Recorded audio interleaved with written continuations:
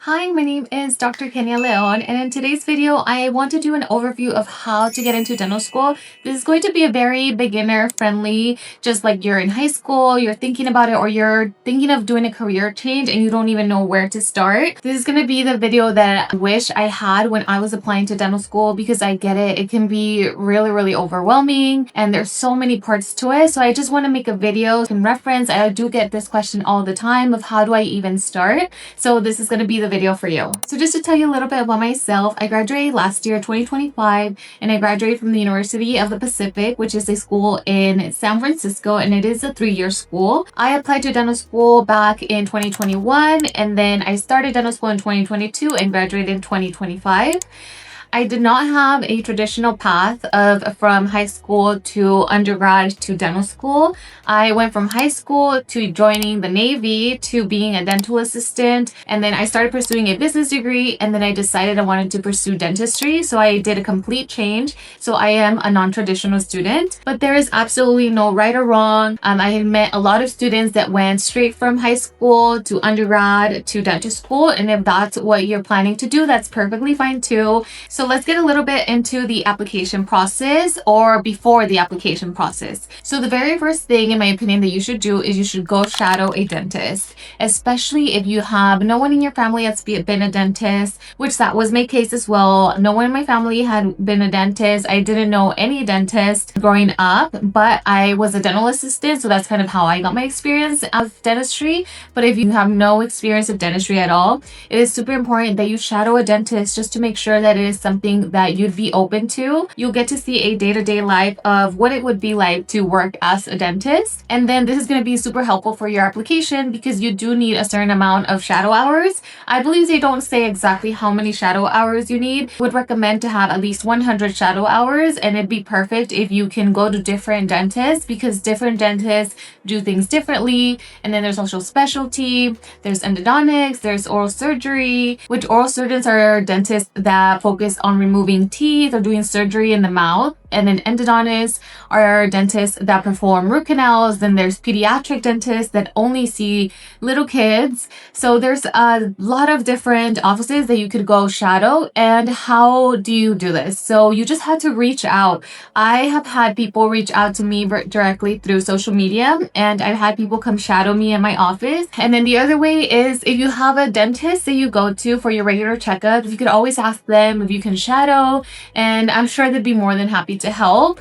So that's just one of the very first things that I recommend you do, and that's something you could do now. Once you start, make sure you keep track on a spreadsheet how many hours you shadowed, where, and the doctor, so that way when it comes time to apply, you already have all of those numbers ready. Okay, so now you've shadowed and you're like, yes, this is what I want to do. I want to pursue dentistry. What's next? So you want to start your prerequisites, which your prerequisites are going to take about 3 years to complete. They're going to be general biology, general chemistry, organic chemistry, physics, English, and then some schools require like biochemistry, or it depends on the schools. But for sure, your first year, you don't have to look into the schools. All the schools require biology, chemistry, organic chemistry, physics. So you can start focusing on the first year of biology and chemistry, and even physics if you like. But doing 3 science classes at the same time can be very hard.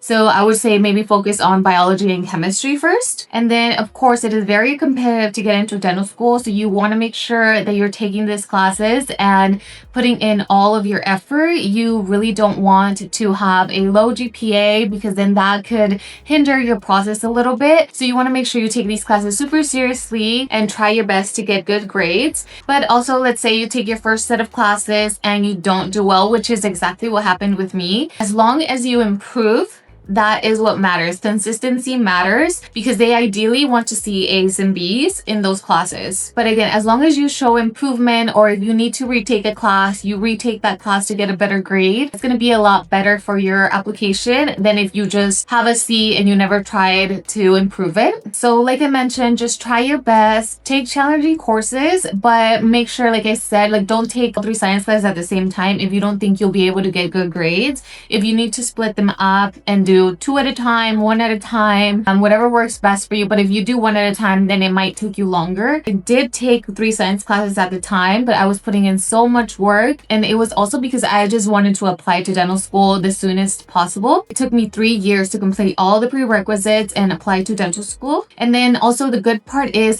when you apply to dental school, you still have like a couple other quarters, almost a whole year. You can still be taking classes, just have to finish your classes before you get into dental school. So let's say it's going to take you 3 years to complete your prerequisites. You're going to take the first 2 years, and then you're going to apply to dental school because you apply to dental school a year ahead. Let's say you get accepted just before you go into dental school, you have to have finished the 3 years. So all of the prerequisites. Some of the schools don't require you to have a bachelor's degree, but most of them do. And I ended up just finishing my bachelor's degree because I had already started with business. I had a lot of my general credits done. And then when I started taking the prerequisites, I just declared a biology major because a lot of the classes that are prereqs fall into that major, and I was able to graduate with my bachelor's in biology. So that was perfect. Okay, so let's go back a little bit. Next, what else do you need? You also need to take a DAT, which is a dental admissions test.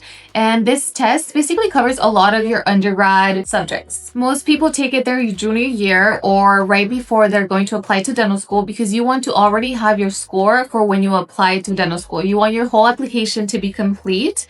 And in order to do that, you have had to have taken the DAT already. Then I have just a couple notes to tell you about the DAT. So it is a 5-hour and 15-minute exam, and that's including breaks.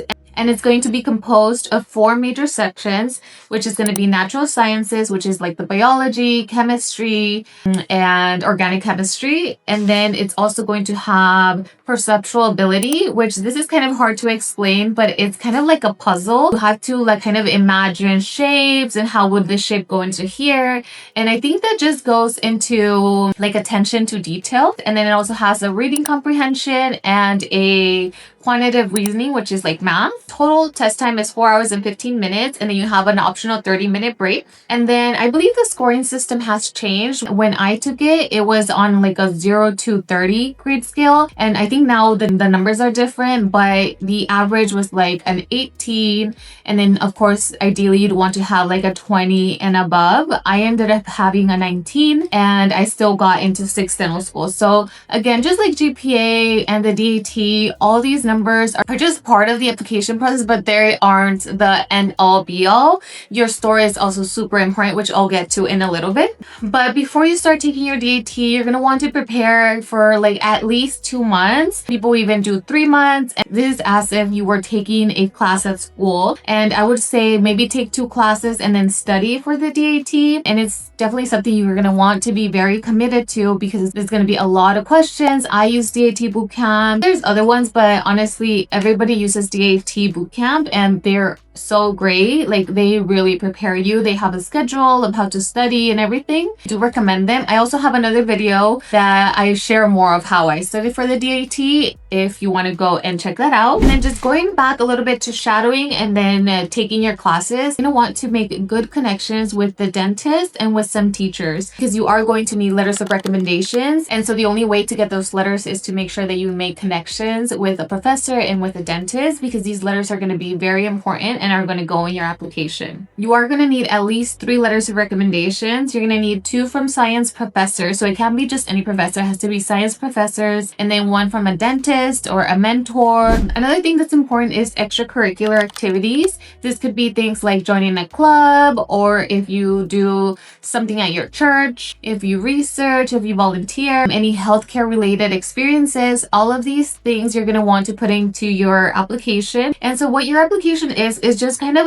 building a picture of who you are. So they want to see everything that you've done. And again, it has to be true to you because you are going to have a little section to where you can explain like why you did it or what you learned or why it's meaningful to you. I did go to undergrad during COVID, so I would join the predental Zoom meetings. So maybe they still have that. You can look into it and once you're there and you can be part of the Zoom meetings, and then that's just something else that you can add to your application. And then another thing thing to look out for is sometimes dental schools offer like a dive into dentistry day where you can sign up, you can go to the dental school, and then dental students will show you around and kind of help you even with like interviews or the application process, or just show you more about dentistry. And the way to find these, I would say, is just follow different dental schools that you might be interested in. Be some dental schools that offer virtual dive into dentistry days, and you can just log in. You don't necessarily need to do the ones that are around you. So I would say just follow a bunch of dental schools and see when they offer these events so that you could also go. And then this is a good way to ask questions, to talk to dental students,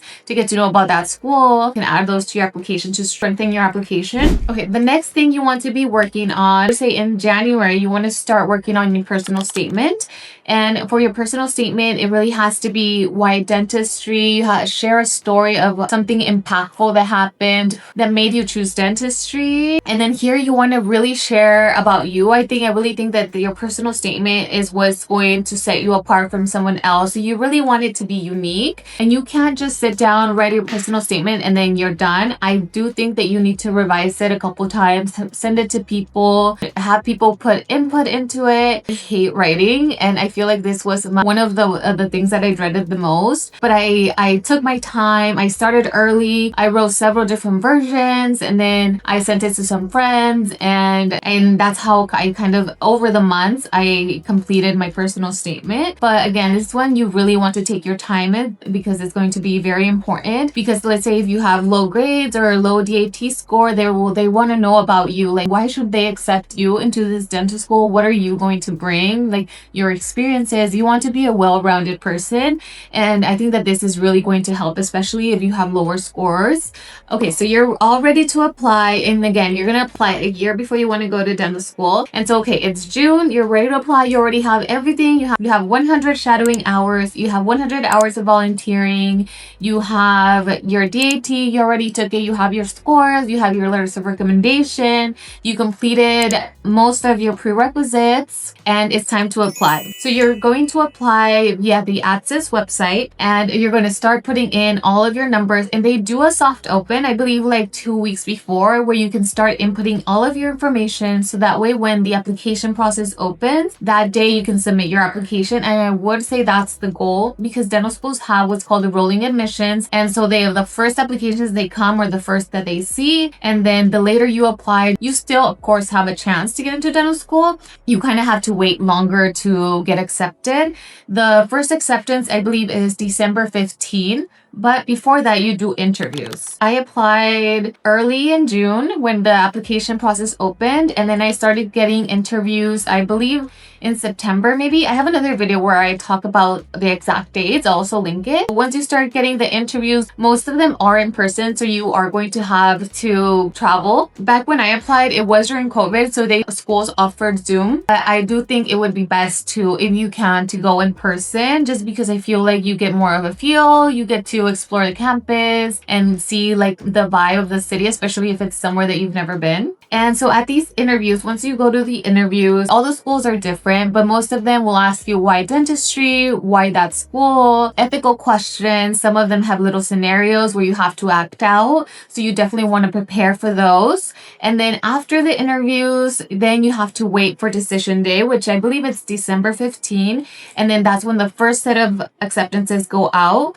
And then I believe 2 weeks later, another set of admissions go out. And then after that, it just, you never know. You can get an acceptance anytime from there to when dental school starts. And yeah, and so that's kind of how you get into dental school. It is a long, long process, but I promise it's going to be worth it. That is the application process. A couple other things that I want to mention is that you don't have to be perfect. I know so many people compare themselves to others, and everybody is in their own path.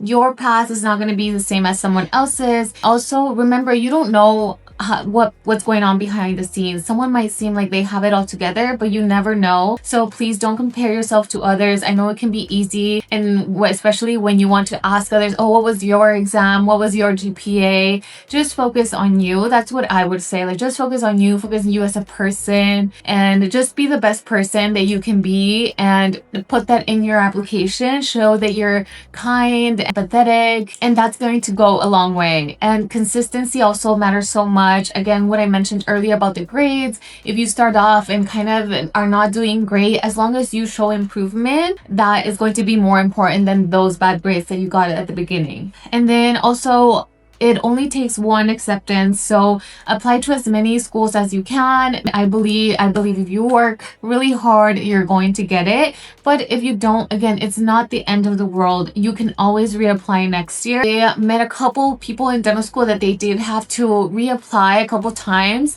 and believe me, everything happens for a reason. Sending all of the vibes if you are close to applying, or whenever you get to that point to apply, I'm sending you all the good vibes that you are going to get into your top choice. If you have any other questions about dental school, please leave them in the comments below, and I'll be more than happy to answer or make another video. I hope this was really helpful, and I just hope that this video inspires many of you and anybody else that looks like me, that is non-traditional, that they're minority, Latinas, and just anyone and everyone, because you are capable. If I did it, so can you. And I am an open book. Feel free to ask any questions, and thank you so much for stopping by, and I'll see you in the next video.